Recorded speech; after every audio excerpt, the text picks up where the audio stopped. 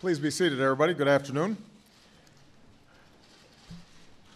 Arne Duncan is one of my longest-serving cabinet secretaries, and he's been a friend for a lot longer than that.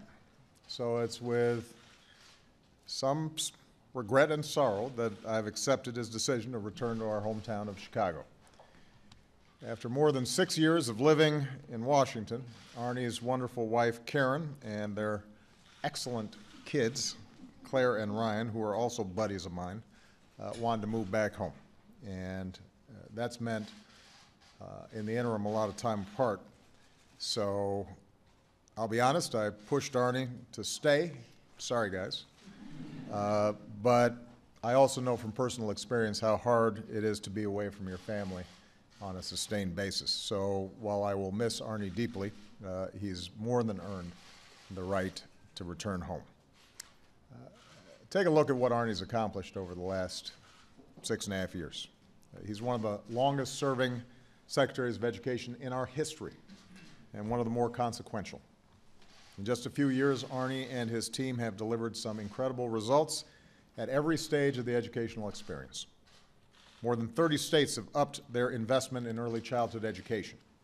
Nearly every state in America has raised standards for teaching and learning and expectations for what our kids can learn.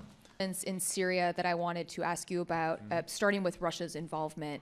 You met with President Putin earlier this week, and I wonder if you think he was honest with you about his intentions in Syria.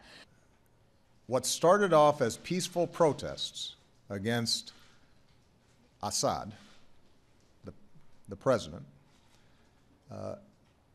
evolved into a civil war because Assad met those protests with unimaginable brutality. And so this is not a conflict between the United States and any party in Syria. This is a conflict between the Syrian people and a brutal, ruthless dictator. And to be fair to Governor Bush, I want to read it directly. Okay. Asked about the drive to take action in light of what happened in Oregon. He said, look, stuff happens. There's always a crisis, and the impulse is always to do something, and it's not always the right thing to do.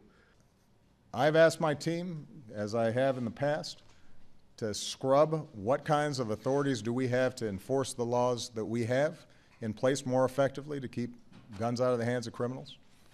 Are there additional actions that we can take that might prevent even a handful of these tragic deaths from taking place? But, as I said last night, this will not change until the politics changes and the behavior of elected officials changes. And so the main thing I'm going to do is I'm going to talk about this on a regular basis. And I will politicize it because our inaction is a political decision that we are making. All right? Thank you guys for your patience. You can now go home. All right. Thanks.